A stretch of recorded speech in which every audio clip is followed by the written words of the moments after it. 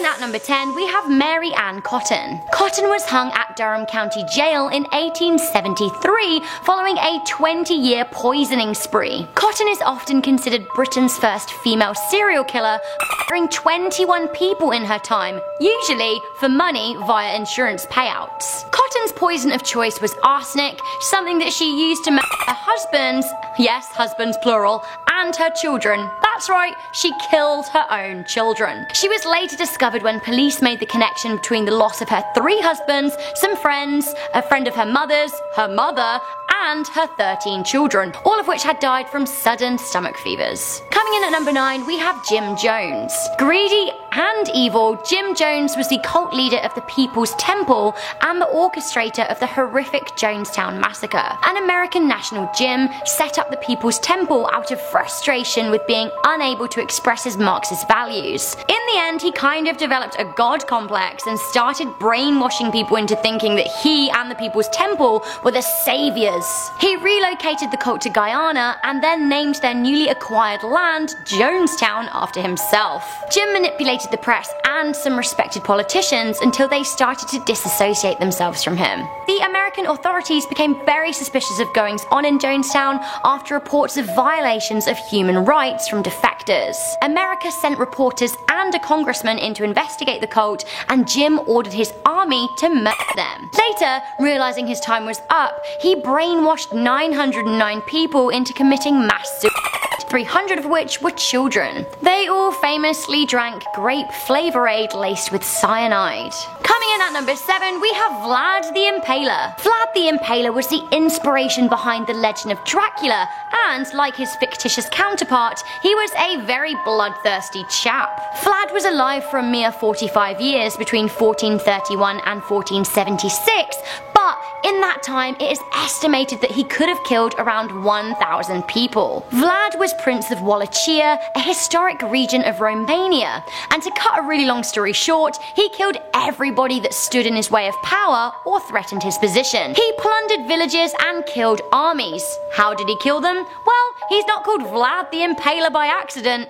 He really liked to impale his victims and then proudly display their corpses. He also impaled animals and nailed turbans to the heads of Turkish messengers. He was known to be cruel and wicked within his lifetime, with news of his evil soul becoming a popular story in German courts. Speaking of Germany, next up at number 6 we have Joseph Goebbels.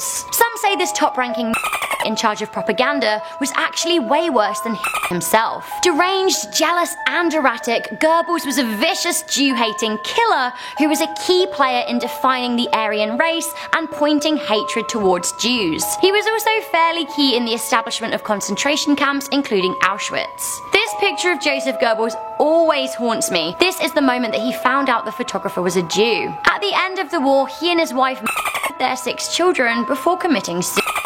Coming in at number 5, we have Ted Bundy. Ted Bundy is one of the most prolific and infamous serial killers of all time. The American, who murdered somewhere between 30 and 100 women, was killed via the electric chair in 1989. Bundy raped most of his victims and kept souvenirs, including body parts and Polaroids of their bodies. When caught, Bundy gave a series of chilling interviews where he described himself as cold-hearted. He also revealed that he would decapitate some of his victims and then have sex with their corpses.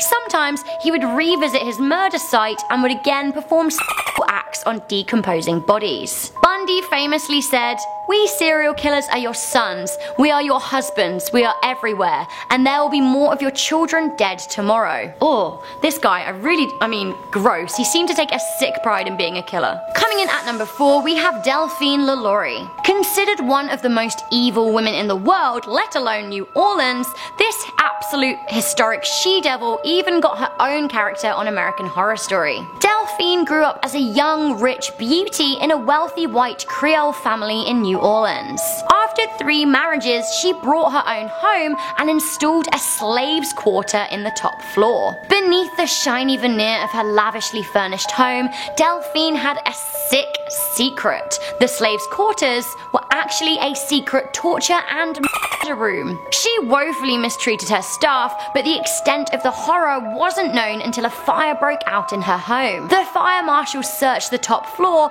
only to find a dozen people chained up, with others in cages. Body parts and severed heads sat in buckets, and organs were strewn across the floor. Delphine never faced justice as she fled to Paris. A recent evil up next at number 3, we have Harold Shipman. Harold Shipman was a British doctor who broke the Hippocratic Oath and abused his power to carry out 218 or more sick murders. Shipman killed people by administering them with a lethal dose of diamorphine, and then he used his position as a doctor to sign their death certificates and also to doctor their medical records to suggest that they were in bad health. 80% of his victims were women, usually over the age of 50. However, Shipman has been linked to the death of a 4-year-old boy. His last victim was pensioner Kathleen Grundy, for whom he had forged a will, leaving himself in excess of £300,000.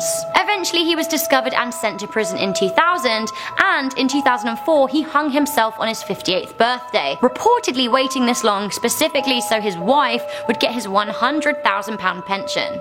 Sick. Finally, at number 1, we have a man who is responsible for the deaths of 45 million people. We have Mao Zedong. Mao Zedong was the founding father of the People's Republic of China, which was achieved in 1949 after a brutal civil war during which the Communist Party overthrew the government. Mao was cruel on so many scales. He tortured and killed army dissenters and peasants accused of hiding food supplies. But the crux of Mao's cruelty came as he defiantly pushed the Great Leap Forward policy, which aimed to change China from a farming society to a society focused on industry. Unfortunately, this radical shift led to food shortages, sparking the Great Chinese Famine, where between 18 and 30 million Chinese people starved to death.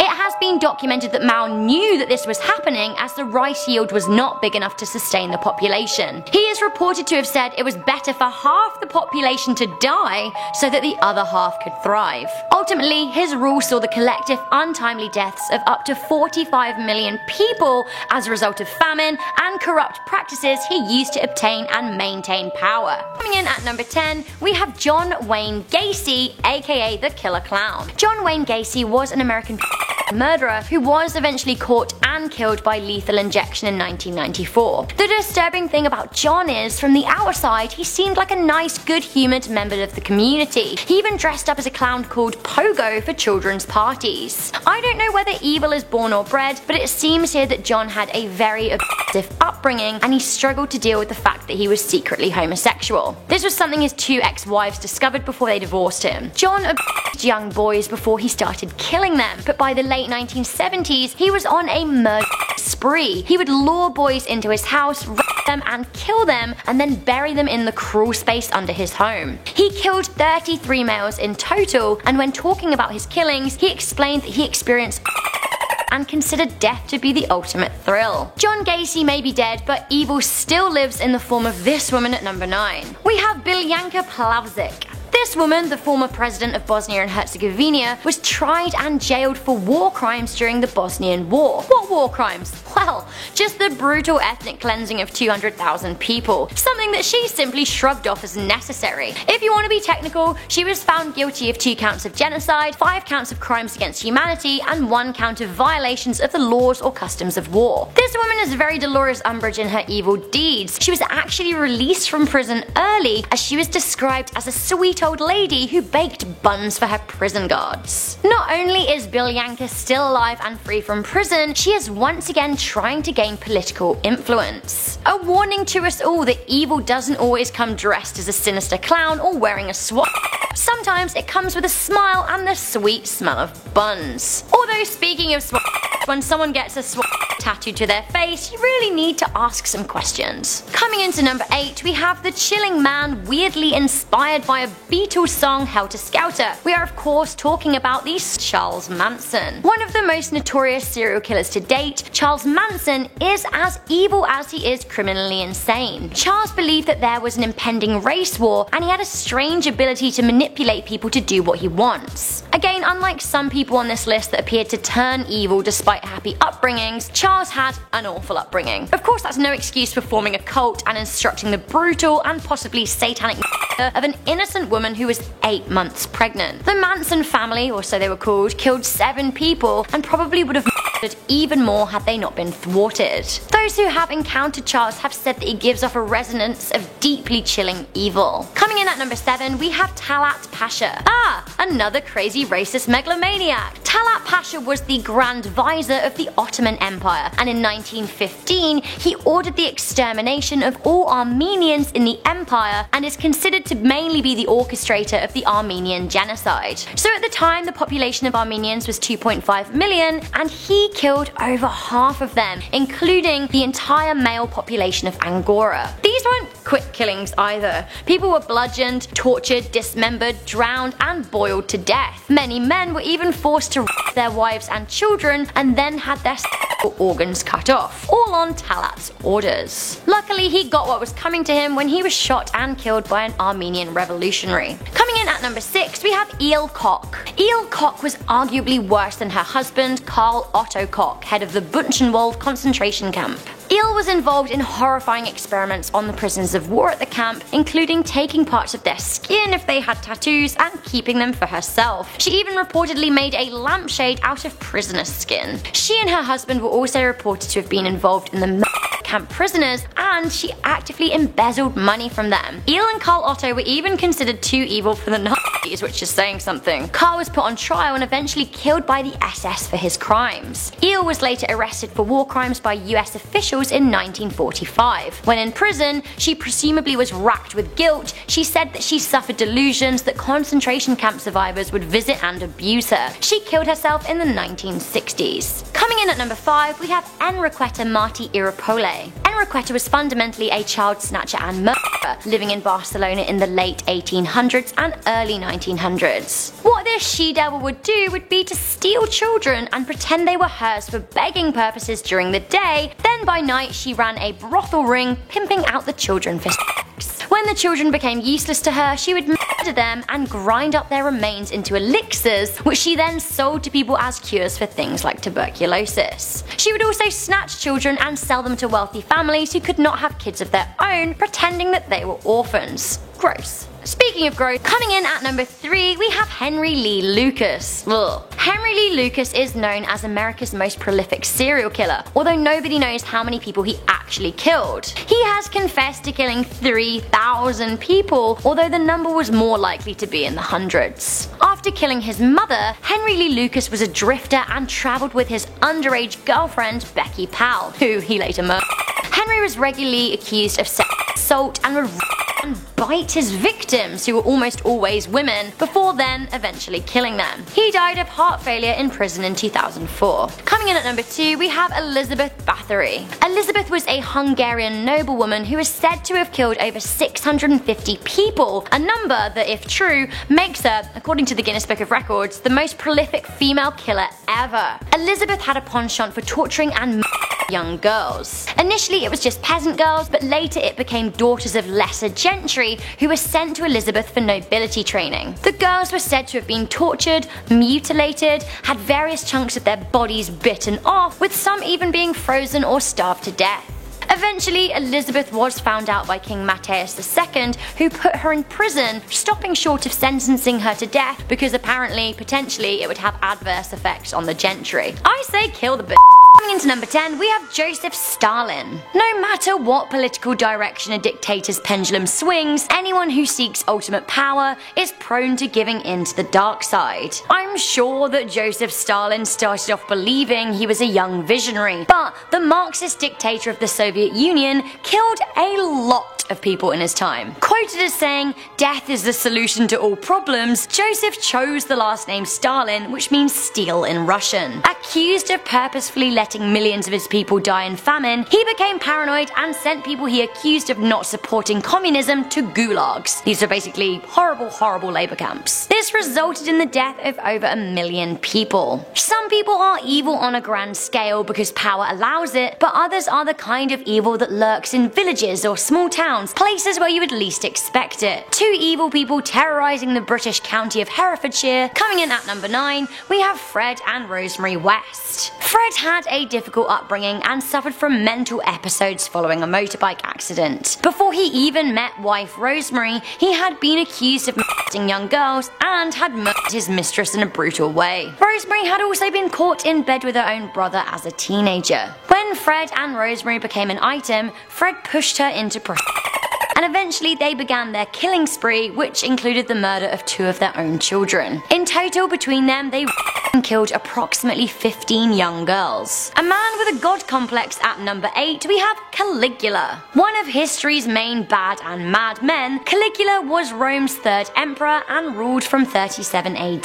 Reportedly, within 3 months of his reign, he had over 150,000 animals sacrificed in his honor. His already insatiable urge for power and his weird sex appetite was made even worse by a brain fever. He contracted this and it made him believe that he was actually God. He tortured for fun, decapitating children and feeding prisoners to lions, all the while making their families look. He demanded that men give up their wives to him, demanded his sisters sleep with him, and had many people put to death, sometimes by sentencing them to death by elephant stampede, which I really can't imagine is pretty. One of the most evil women in history at number 7, often called the female Caligula, we have Queen Ranavalona I.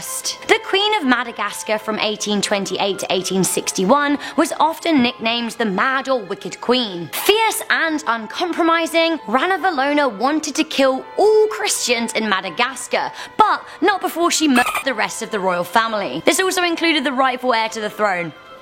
Gone. As well as extinguishing all local threats, she also killed many Europeans who tried to colonize her country, which I actually totally get, although she did torture them all and put their heads on spikes, which is much less my bag. Torturing her adversaries, her vicious and tight rule of her country reduced the population from 5 to 2.5 million Madagascans. Another evil lady, but this time on a less royal scale, coming into number 6, we have Belle Gunness. Had she been queen, I'm sure that she would have left a trail as bloody, if not bloodier than the mad Madagascan queen, but luckily, I guess, she only managed to terrorize parts of Illinois and also of Indiana. One of America's most prolific female serial killers, Belle was physically very imposing. She killed her husband, children, suitors, and boyfriends. It is thought that Belle killed over 40 people between 1900 and 1908 when she was supposedly murdered by her former employee. Some say she got what she deserved, others say she made it out alive as the body found was inconsistent to descriptions of Belle. Coming into number 5, we have the chessboard killer. The chessboard killer is the nickname given to Russian serial murderer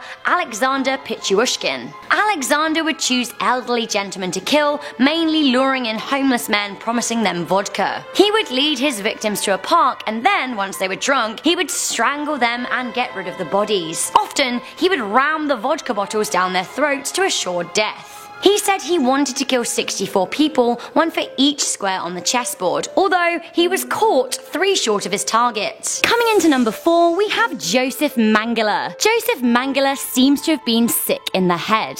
The Auschwitz physician and SS officer was obsessed with twins and would conduct sick experiments on them. He would mutilate them, pour chemicals in their eyes to see if he could change their colors. He even tried to change the of one of the twins. He would also try and stitch them together to create conjoined sets, which is so wrong. He also tortured children to see how long it would take them to die. To me, he is an inexcusably twisted man, but he did even eventually manage to escape to Brazil, where it's said that he further abducted more twins. Coming into number 3, we have Bloody Mary. Another cutthroat queen who wanted to paint the walls of her kingdom with the blood of her enemies. You've got to respect that in a lady. Mary Tudor violently returned England to Catholicism, executing Protestants left, right and centre. Her and her sister, Queen Elizabeth I, were both exhaustingly bloodthirsty and tirelessly plotted one another's demise. At this point, I'm not really sure how we can even rank the evil. I guess we'll go by the trail of bodies left, but still, evil is evil, and these guys are Pretty evil. Coming into number 2, we have Pol Pot. The Cambodia dictator Pol Pot bumped off 33% of his country's population. This was all during his reign between 1963 and 1981. His regime was notoriously brutal, and he was the orchestrator of mass genocide, especially the famed Cambodian killing fields. Pot wanted to save bullets, so he had prisoners beat to death with sticks. Eventually, his regime did crumble, but he pretty much escaped persecution. He died in 1997. Finally, at number 1, this man probably killed slightly less people than Stalin, but the sick way he did it and the pleasure in which he took in doing so really secures his place as one of history's nastiest men ever. That's right, coming into number 1, we have Emperor Hirohito, orchestrator of the Nanking Massacre and that left over 250,000 Chinese people dead. The Emperor of Japan between 1926 and 1989 committed countless war crimes. This man ordered people to be tortured and often eaten. He had some people boiled, others were roasted, others impaled, and others buried alive. During his rule, the Japanese were known to be cruel and inhumane. He condoned water torture and often forced fathers to their children. While not necessarily directly responsible for each and every one, Hirohito ran the country when well over 30 million people were killed by the Japanese. Coming in at number 10, we have Maximilien Robespierre. This dude was pretty much responsible for the French Reign of Terror. Although Robespierre's actions during the French Revolution were politically motivated, he was very brutal. He loved putting royals to the guillotine and anyone he felt was an enemy to his cause. In the end, he killed thousands of people by chopping off their heads, and many more by sending mobsters to enforce his law. To be fair to the guy though, although he was brutal and cruel, he did campaign for the abolition of slavery, so... Coming in at number 9, we have Anna Margaretha Zwanziger. Evil or just very sad? I can't actually decide. Anna was a lonely Bavarian woman who was orphaned as a child. She had an unhappy marriage, and after her husband died in 1796, she started working as a housekeeper. She became angry with the women of the home she was cleaning, thinking that actually she would be a better lady of the house. Subsequently, she poisoned many husbands' wives and sometimes their children, thinking they would marry her once their women were out of the way. She would also lightly poison her male employers and delight in nursing them back to health. Anna eventually got so into poisoning people it was hard to ignore the trail of bodies she left behind her. She was later caught and executed by sword in 1811. Coming into number 8, we have Robert Thompson and James Venables. Some say one can be born evil, others say it's a learned behaviour. I'm not sure where I stand on that, but these two 10-year-old boys committed atrocities that could not be shrugged off with age. In 1993, a nearly 3-year-old boy was abducted from a shopping centre in Merseyside, England. His abductors, Thompson and Venables, selected a target, led the boy away, then tortured, sexually abused, and then mutilated him. The abuse included pouring paint in his eye, stamping on him, placing batteries in him, and more. The pair were seen on CCTV and arrested, but only imprisoned for 8 years because of their age. Since then, Venables has violated his parole and went to jail again, but only for 3 years. It has been alleged that he has abused more children and is using online dating sites. Coming in at number 6, we have Wilhelmina Minnie Dean. Minnie, as she liked to be called, was a New Zealand national who was sentenced to death in 1895 for killing babies. She's actually the only woman to have ever been sentenced to death in New Zealand, so yeah, she's pretty evil. She would pretend to help young pregnant girls who wanted to give away their babies for adoption without anyone knowing. Minnie would charge these girls a small fee to take on their child and for her discretion. The problem was, she wasn't actually raising the babies like she said she was going to, she was killing them. One harrowing report from an eyewitness suggests that they saw her boarding a train with a hatbox and a baby, but disembarking the train with just the hatbox, which was curiously heavy. Very, very, very sad. Coming into number 5, we have Philip Budikin. A name not many people will know, but this is the 21-year-old creator of online game Blue Whale. The game takes place over 50 days and participants fulfill tasks. On the last day, the player is required to commit suicide. It It is thought that at least 20 people have killed themselves as a result of the game, and Budekin, who was thrown out of his university psychology course, simply said that he was cleansing society. He also said the group of predominantly teenagers were happy to die. A lot of teenage girls seem to have fallen in love with him, and he receives their mail in jail. In an interview in St. Petersburg, he said that he was pushing the teenagers to their death. He said, "I was giving them what they didn't have in real life: warmth, understanding, connections, and a cold hard dose of death." Coming into number 4, we have Gary Ridgway. Also known as the Green River Killer, Ridgway killed 70 or more people throughout the 80s and 90s. Many of these girls have not yet even been identified or found. Most of the murders took place in Washington state, and as he dumped the first 5 victims in the Green River, he became known as the Green River Killer. Ridgway would his female victims and then return to their bodies to have sex with them. Ridgway was married several times and became very religious, yet strangely, he really wanted to have sex with his wives in public places, often where his victims' bodies were found. When he was caught in 2001, he confessed that he had killed so many people, he'd lost count. Coming in at number 3, we have Anders Breivik.